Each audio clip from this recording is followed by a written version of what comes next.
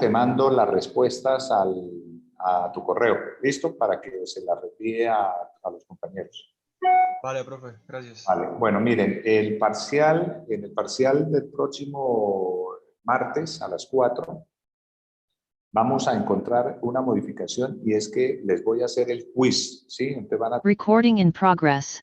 van a tener el quiz y van a tener el parcial y el quiz. Tengan presente que para el quiz lo que yo coloco es les hago un cuadro, ¿sí? Les coloco el cuadro y les hago una imagen de cualquiera de los parásitos y les hago preguntas referente a cuál es el nombre de la especie o cuál es la clínica característica, o sea, la clínica característica de ese parásito. Por decir algo, Heterobius vermicularis, que produce, ¿cuál es la clínica característica de Heterobius? Que produce bruxismo, picazón, ¿sí? ¿Cuál es la característica de trichuris trichura, que produce prolapso del recto? O sea, las clínicas que ustedes nos permitan diferenciar una patología que nos permita decir, con esta clínica la sospecha es que el paciente pueda tener tal enfermedad. Entonces, le voy a preguntar eso, el nombre del paciente, si tiene hospedadores, si el parásito tiene el nombre del parásito, si el parásito tiene hospedadores intermediarios, si tiene, cuál es la clínica característica de como la clínica diferencial de ese parásito. Entonces, por favor, para que lo tengan ustedes presente. ¿Listo?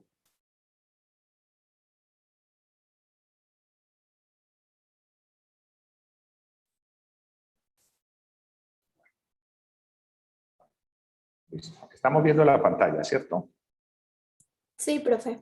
Bueno, Sí, la toxoplasmosis es una enfermedad producida por un parásito protozoo, ¿sí? De la familia de los coccidios. ¿Sí? Este parásito es un primo lejano de Toxoplasma gondii, de Cryptosporin parvum, Rhizospora, Eimeria, es un primo pertenece al grupo de los eimerinos, a la subfamilia de los eimerinos. Es un protozoo coccidio que presenta una característica especial, es una enfermedad de alto impacto, especialmente en mujeres embarazadas y en pacientes inmunosuprimidos. Pacientes inmunocompetentes casi siempre es asintomático y no se genera sintomatología. Otra característica importante para hablar sobre este tema es que el huésped el huésped definitivo de este parásito es el gato. El gato se presenta como huésped definitivo y presenta varios huéspedes intermediarios. Casi todos los mamíferos,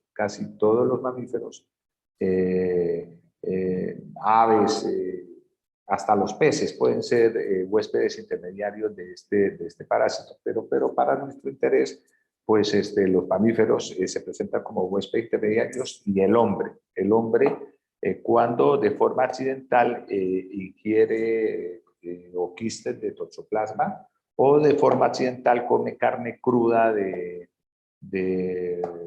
cerdo, de conejo, de ganado bovino, que contenga en su interior quistes se le llama paradisoitos de los quistes tisulares de toxoplasma. También tiene una complicación que el huésped humano lo puede adquirir por transfusiones de sangre, por trasplante de órganos, lo podemos adquirir a través de la leche materna, la madre amamantando a su hijo le puede transmitir el parásito, lo podemos adquirir por consumo de huevos crudos, en algunas personas está esa costumbre de ingerir huevos crudos que con leche o los licúan con ponimalta o algo así porque eso fortalece mucho el sistema inmune o porque eso tiene mucho hierro, mucha proteína, bueno, todos esos cuentos con los que salen por toxoplasma que se puede producir por ese tema. Entonces, con unos mecanismos de infección bastante amplios. Como ven ustedes, El humano se infecta especialmente de esas dos formas, por la ingestión de oquistes que contienen 8 esporozoitos, o por la ingestión de quistes tisulares, por el consumo de carne que contengan esas formas de presentación.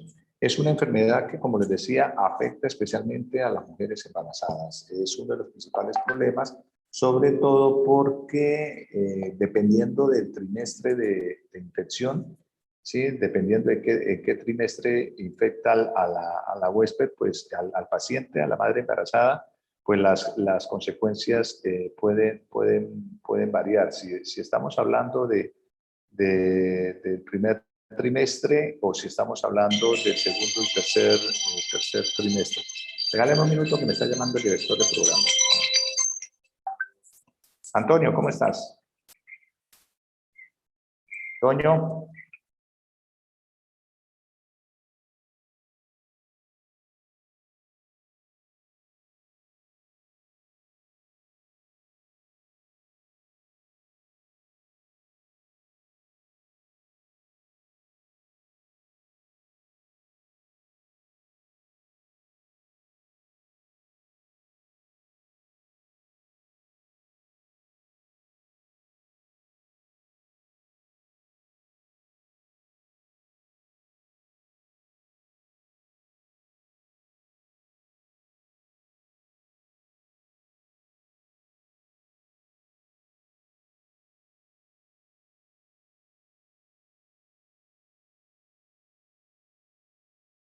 Bueno, entonces, como les decía, las lesiones en el primer semestre, en el primer trimestre, son las más graves. Son más graves que en el segundo y tercer trimestre. O sea, es decir, si una madre está embarazada en el primer trimestre y se infecta por toxoplasmosis, las malformaciones y los problemas en el feto van a ser mucho más graves que en el segundo y tercer trimestre. Lo que pasa es que para el protozoo es más fácil infectar el feto en el segundo y tercer trimestre que en el primero.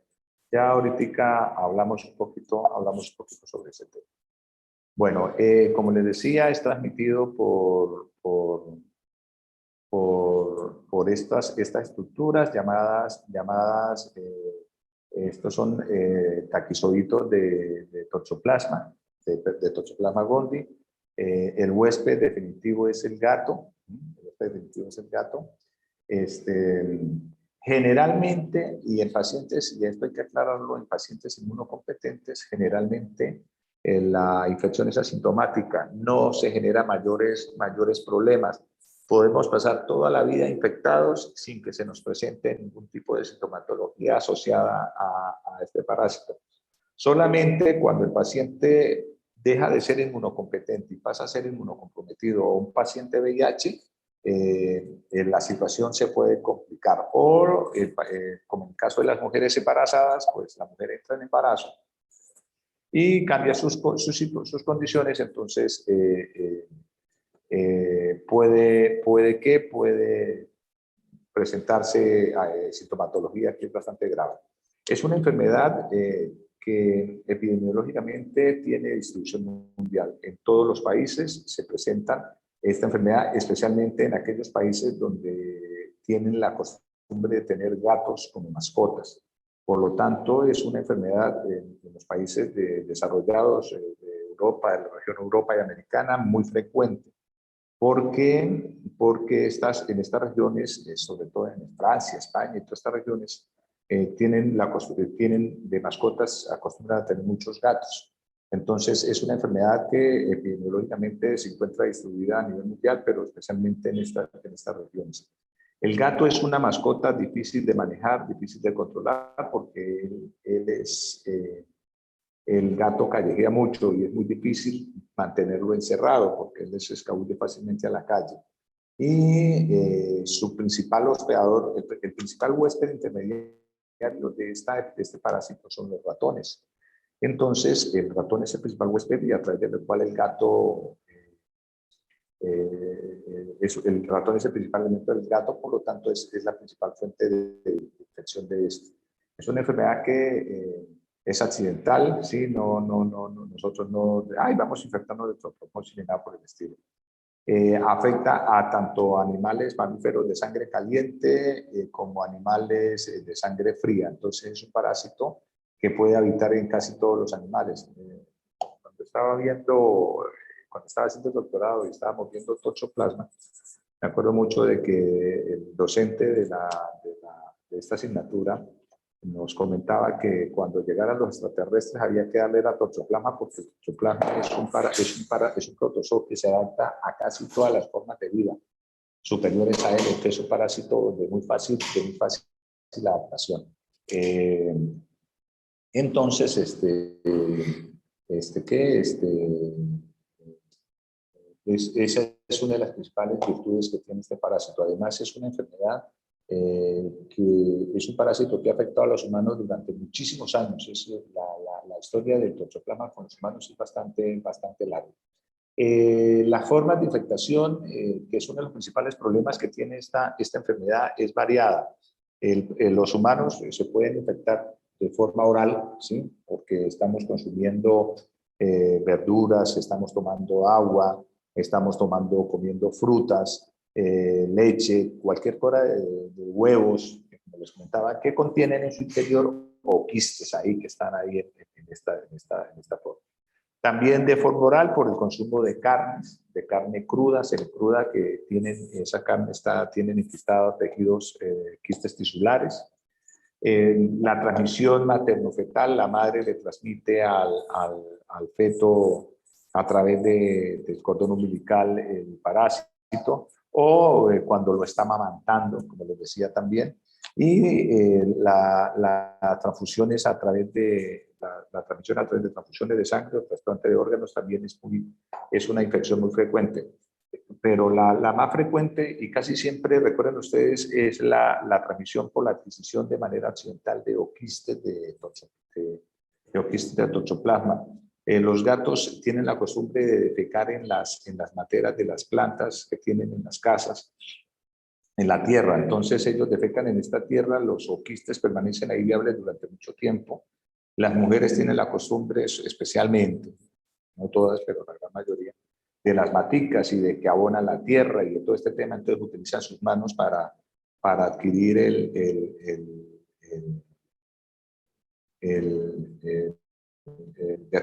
los oquistes que quedan de la tierra que está debajo de las uñas, y de esa forma es la forma más, también de la más frecuente de infección. En un paciente, en un huésped inmunocompetente, el sistema inmunitario controla perfectamente el toxoplasma. Generalmente el toxoplasma, con el toxoplasma evita ese control a través de la formación de quistes tisulares. Los quistes tisulares son estructuras que pueden permanecer ahí de por vida en los pacientes infectados sin que se generen mayores problemas. Estos quistes se activan cuando este paciente, por alguna afectación de su sistema inmune, se afecta el sistema inmune, entonces los quistes se revientan y salen los taquizoitos a invadir nuevos tejidos. Como les decía, la principal complicación de esta enfermedad se presenta en pacientes VIH y en recién nacidos y en neonatos, por la toxoplasmosis cerebral que se presenta. Entonces, es uno de los principales problemas de salud pública, especialmente en mujeres embarazadas. Todas las mujeres en estado de embarazo generalmente tienen 3 o 4 controles dentro del control, 4 pruebas para el diagnóstico de este parásito. Profe, qué pena una pregunta. Dime. En la imagen histológica anterior observábamos era un bradizoíto de Toxoplasma gondii. En la imagen, a ver, es Sí, que la anterior. mira, te voy a poner esta imagen. Es que eso depende, depende de dónde está. Cuando están a ver, es que esto. Cuando forman los tejidos, cuando están enquistados, se llaman bradizoítos, ¿sí? Y cuando están aquí en estas formas esporuladas son taquizoítos. Ya les explico las 3 formas de presentación que hay. ¿Tú me dices de esta imagen? Sí, señor. Vale, esto es un taquizoide. Ya hay tres formas de presentación, ya te las muestro. Es un parásito intracelular, ¿sí? Vive dentro de las células, se reproduce dentro de las células. eh, eh, se mueve a través por vía hematógena y por vía linfática para llegar a todos los tejidos. En pacientes inmunosuprimidos, inmunocompetentes no pasa absolutamente nada, no se genera ningún problema. El sistema inmune siempre va a tener controlado el parásito y una forma de evitar del parásito, evitar la acción del sistema es enquistarse y formar esos tejidos celulares que les voy a complementar. Y su principal problema, como les decía, es en pacientes inmunosuprimidos. A ver, voy a la figura. Aquí. Entonces, hay tres formas de presentación del parásito, ¿sí? Una son los taquizoitos, que es la que yo les coloco, taquizoitos o bradyzoitos, mira, son estas, ¿sí? Estos son los que se replican, son los que se diseminan por todo el cuerpo, son los que encontramos en la sangre y en teoría son los más peligrosos, los que más generan daño. Luego vienen los bradyzoitos que están en los quistes tisulares, que serían estos. Esto es un quiste tisular, esto en teoría es un taquizoito o trofozoito que se enquista y comienza a formar una impaginación y se reproduce. Y forman estos quistes tisulares que permanecen inactivos y pueden permanecer así durante toda la vida del huésped sin que pase absolutamente nada. Como les decía, cuando las condiciones del paciente cambian, ¿sí? Estos bradyzoitos se desenquistan y salen a invadir nuevos tejidos y se transforman nuevamente en trofozoitos. Entonces, están los taquizoitos o trofozoitos, que es la forma de replicación, están los bradyzoitos, que son los que están en los quistes tisulares, y están los esporozoitos, que es la forma de resistencia, que son estos, ¿sí? Que es la que vemos al microscopio, aunque ver al microscopio es mucho que decir, porque realmente son formas muy pequeñas, son formas que miden de 3 a 4 micras, entonces su observación al microscopio es bastante difícil. Y estos esporozoitos solamente los vamos a encontrar en la materia fecal del huésped definitivo, que es el gato, no los humanos, ¿sí? El huésped definitivo que es el gato, no los humanos. Esto no lo vamos a encontrar en los humanos, sino en el gato. En cambio, estas dos formas de presentación, los taquizoitos y los bradyzoitos, sí los podemos encontrar en los huéspedes intermediarios. Aquí vemos, estos son quistes tisulares, ¿sí? Que se han formado por la presencia que han formado por el enquistamiento del parásito. Y aquí vemos los taquizoitos, que era la figura que les mostraba anteriormente, o trofozoitos. Como les decía, son estructuras muy pequeñas. Miren, este es un quiste de Ineria. Esto es un quiste de Ineria. Es un quiste que puede...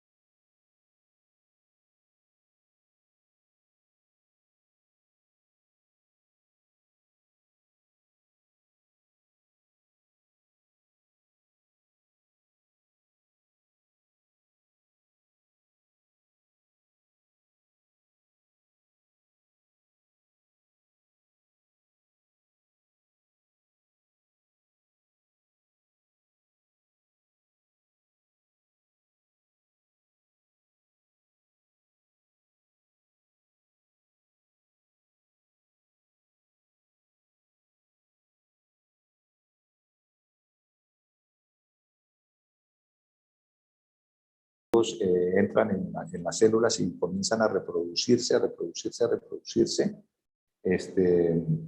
y forman los taquizoitos, y la siguiente fase, que es la formación del quiste, cuando están atacados por el sistema inmunológico, se enquistan y forman los quistes tisulares, y estos trofozoitos se transforman en bradozoitos, formando los pseudoquistes. Y en el huésped definitivo, pues se encuentra la fase esquizogónica, ¿sí? La fase gamogónica, donde se forman los gametos masculinos y femeninos, y la fase esporogónica, donde los gametos masculinos forman los ooquistes con 8 esporozoides. Bueno, dentro de la patogenia, pues la patogenia está asociada al número de taquizoitos o de trofozoitos, al estado inmune del huésped, completamente asociado a este tema. A la edad, mire, aquí hay una situación interesante. El parásito, ustedes saben que generalmente los pacientes, los niños, son inmunosuprimidos, y a medida que van creciendo se van volviendo inmunocompetentes, y luego cuando llegan a edad avanzada, el huésped llega a edad avanzada, nuevamente se vuelven inmunocomprometidos. Lo que hace que las afectaciones de los patógenos, las afectaciones más graves de todos los patógenos, se presenten en la primera fase de la vida o en las últimas. Con toxoplasma solamente se presenta en las primeras fases de la vida. En los niños son los huéspedes que más desarrollan la enfermedad. En los jóvenes, adultos y adulto mayor son completamente asintomáticos, a no ser que por cualquier circunstancia se cambie ese estado inmune y el paciente se vuelva inmunocomprometido o inmunosuprimido. Cuando se genera respuesta por parte del sistema inmune, lo que les decía, estos se enquistan, se enquistan y forman los quistes tisulares. Los órganos más afectados son los ojos y los riñones. Casi siempre en los ojos hay daño del tejido óptico, hay daño de la córnea, daño de la retina, daño del tejido nervioso. En los niños, uno de los principales problemas son las afectaciones en el ojo que se presentan por parte de este parásito. ¿Qué más les digo en esto? ¿No?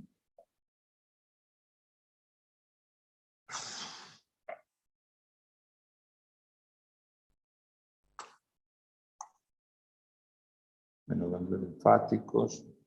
Lo que les comentaba, en las madres embarazadas hay diseminación hematógena. Esto puede producir en la primera fase, en el primer trimestre, pueden producir abortos o pueden producir transmamación. Estoy en clase. Ya te llamo, ¿vale? Chao, chao. Entonces, en el segundo trimestre es donde es más fácil la infección, pero realmente los daños más graves de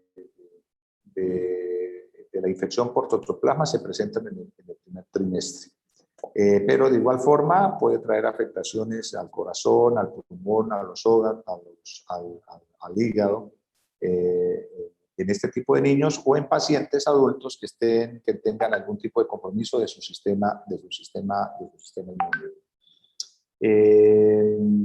En pacientes VIH, el toxoplasma es un parásito que mata al huésped, es uno de los principales problemas para este tipo de pacientes. Bueno, al hablar de las manifestaciones clínicas, por lo tanto, tenemos que tener presente si estamos hablando de pacientes inmunosuprimidos o estamos hablando de pacientes inmunocomprometidos. Si estamos hablando de pacientes inmunosuprimidos,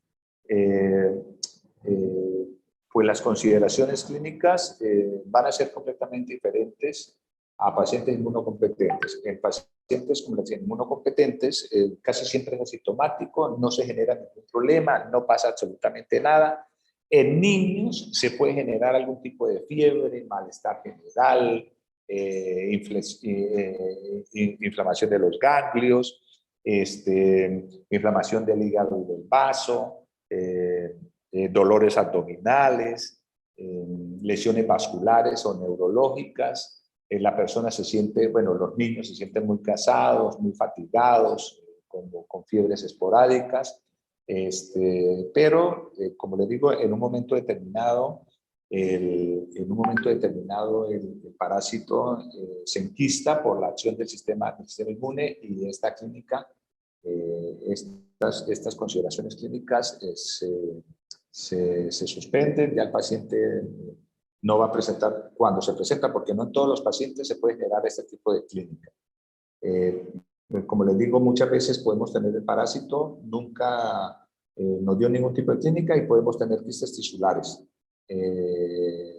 Quistes tisulares que quedan ahí a la expectativa, y si el paciente no tiene ningún tipo de compromiso del sistema inmune grave, los quistes tisulares siempre van a permanecer ahí. El principal problema de esta enfermedad, como les decía, ocurre en los pacientes inmunosuprimidos y lo que se conoce como toxoplasmosis congénita, porque las afectaciones en estos huéspedes sí son de consideración por las afectaciones que puede producir el parásito en el sistema nervioso central, lo que puede traer consigo algo que ustedes han escuchado mucho, que son las calcificaciones cerebrales, microcefalia, hidrocefalia, con afectaciones en el desarrollo psicomotor y mental del niño. Los niños nacen en algunos casos con un retraso mental avanzado, mediano o mínimo, pero se puede presentar. El desarrollo psicomotor, problemas para caminar, problemas para hablar, entonces pueden traer consideraciones clínicas que son destacables en este tipo de pacientes, como les digo, dependiendo del tipo de infección en el trimestre que presente. Como les decía, si es en el primer trimestre, las consideraciones son más graves, ¿sí?, que en el segundo y tercer trimestre. Lo que pasa es que en el segundo y tercer trimestre la posibilidad de infección en el primer trimestre es menos que la posibilidad de infección en el segundo y tercer trimestre. Pero las consideraciones clínicas sí cambian claramente dependiendo del estado del paciente. Recalcándoles, estas consideraciones están asociadas en el momento en el que se infecte a la semana de infección del paciente.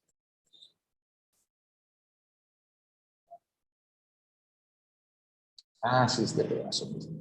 Generalmente el niño al nacer no se identifican este tipo de síntomas, ¿no? Solamente los síntomas comienzan a verse, a marcarse después de la tercera o cuarta semana de nacimiento del niño. Es una de las consideraciones que necesito que lo tengan muy presente, porque a veces los niños, las madres tienen sospecha de embarazo y cuando nacen el niño no se les ve ningún problema, pero ya después de la tercera o cuarta semana, pues comenzamos a ver las complicaciones que se pueden presentar en estos niños.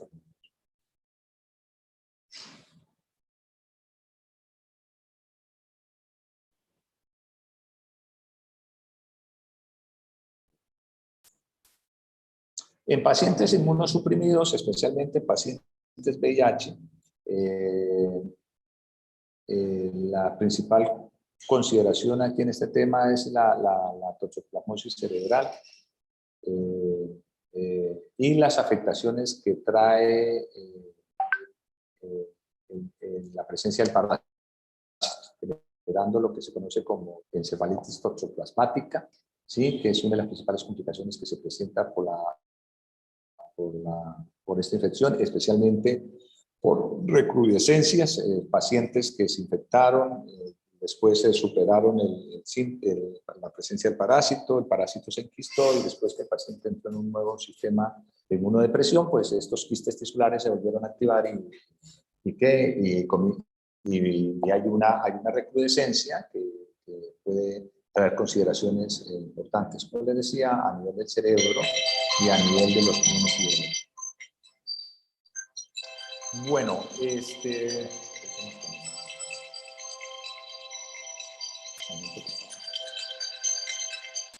Brian.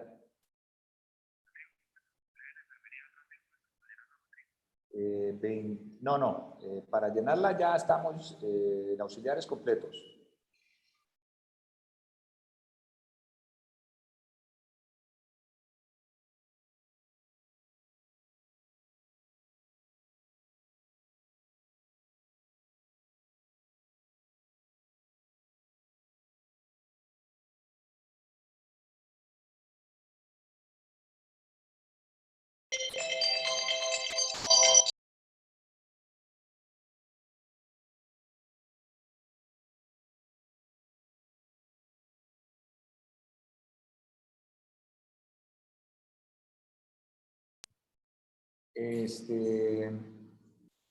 Entonces, como les decía,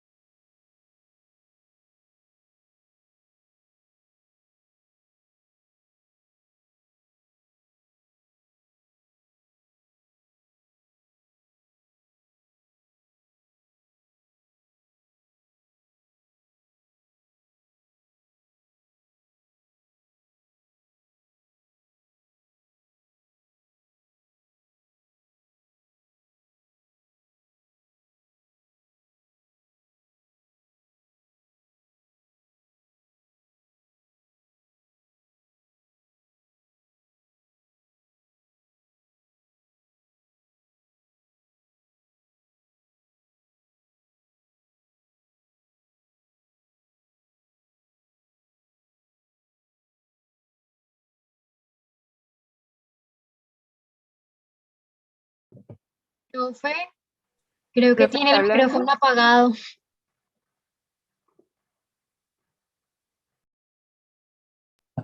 y hable, ¿no?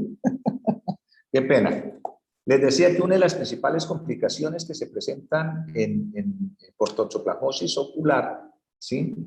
Que se presentan es que la presencia del parásito en el ojo no se puede controlar utilizando los medicamentos que hay para el control del parásito. Generalmente para esto se utiliza mucho un medicamento que se llama pirimetamina y sulfadiazina. ¿Sí? Son los medicamentos que se utilizan para controlar este parásito. Pero cuando el parásito está en el ojo, no se puede utilizar porque la presencia de este medicamento, de este fármaco, lo que hace es que para enquistar el parásito se enquiste. Ya les voy a mostrar una imagen sobre este tema, el parásito se enquiste, y entonces el daño sea peor. Entonces, en estos casos se tiene que utilizar, como en la mayoría de los parásitos, el uso de corticoides, el uso de esteroides, ¿no? Entonces, la presencia es bastante complejo, el daño que hace el parásito cuando llega a los ojos. Esto especialmente se presenta en los niños. Entonces, hay tres afectaciones que hemos visto que son complejas, es la toxoplasmosis cerebral, la encefalitis toxoplasmática, la toxoplasmosis ocular, y hay dos más, la toxoplasmosis cardíaca, ¿sí? Y la toxoplasmosis pulmonar. En la toxoplasmosis pulmonar siempre hay que realizar diagnóstico diferencial porque hay muchos patógenos que pueden generar una clínica muy parecida. Que se conoce como como neumonitis intersticial, donde hay fiebre, tos, disnea, afectaciones. El paciente puede tener complicaciones pulmonares, pero esto casi siempre asociado a pacientes inmunosuprimidos. Y en la toxoplasmosis cardíaca es igual, porque se presentan alteraciones, ¿sí? Alteraciones y compromisos cardíacos, que hace que el paciente tenga lo que se conoce como una miocarditis, con taquicardia, arritmia, hipertensión arterial. Pero, como les digo, siempre hay que tener cuidado con el tema, porque es muy fácil equivocarse en el diagnóstico. Hay que tenerlo presente, que muchos de estos síntomas, si no se tienen un diagnóstico inicial, puede ser por la presencia del parásito, que casi siempre en los humanos tiene que hacerse por serología. Hay que hacerse por serología. A ver si pneumonitis intersticial y miocarditis aguda.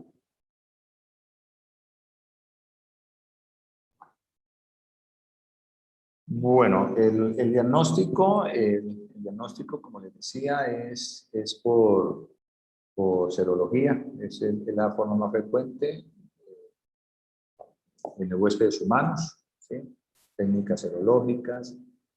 Se puede hacer biopsias de tejidos para determinar los tejidos tisulares, pero los métodos indirectos son bastante buenos en el diagnóstico de esta enfermedad. Lo que les decía, el medicamento cambia dependiendo un poquito de la calidad y condición del paciente. En pacientes inmunosuprimidos, pues la pirimetamina, sulfadiacina y ácido fólico. Se tienen que mandar los tres medicamentos para el manejo de control del parásito en esta fase. En las madres embarazadas, en las madres gestantes, dependiendo del diagnóstico, si estamos en el primer trimestre, se utiliza espirometacina, y si estamos en el segundo y primer trimestre, pirimetamina, ¿no? Eso es por el daño que pueda generar este fármaco al feto en formación. Y en los niños con toxoplasmosis congenital, lo que les decía, pirimetamina y sulfadiacina. Y si estamos hablando de toxoplasmosis ocular, pues no se puede utilizar este tema, sino se tiene que recomendar el uso de esteroides o corticoides por esto, porque esto es el ojo, y cuando el parásito detecta la presencia del medicamento, se enquista y forman estos quistes que realmente van a hacer mucho más daño que el mismo parásito como tal. Bueno, tener presente las normas de prevención. Si en la casa hay mujeres de edad fértil y quieren quedar embarazadas y han vivido con gatos, tenganlo presente que la posibilidad de quedar infectada es alta. Entonces, preferiblemente no tener gatos en la casa o evitar el contacto con los gatos. Y si tenemos gatos en la casa, pues controlarlos, purgarlos constantemente. Es muy difícil tenerlos controlados, encerrados, porque ellos callejean mucho, pero sí estarlos desparasitando constantemente. Evitar el consumo de carne cruda, evitar la ingestión de huevos crudos, ¿sí? Evitar el consumo de carnes crudas o semicrudas. Cuando vamos a consumir verduras, legumbres, frutas y todo esto, lavarlas bien con agua hervida.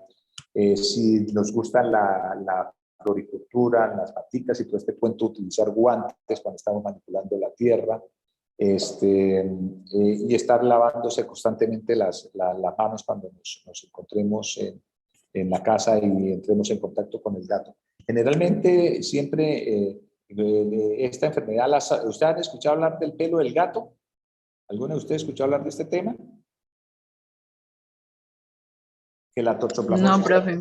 Bueno, hay una mitología que decía que la toxoplasmosis se adquiría por el contacto del pelo, porque la persona, el pelo del gato, por entrar en contacto con el pelo del gato, eso no tiene absolutamente nada que ver. La toxoplasmosis, como le digo, el gato es porque al gato al defecar van a quedar restos de materia fecal en la colita del gato, y si la mujer juega con el gato y queda con restos de esta materia fecal, se puede llevar esos restos a la boca. O lo contrario,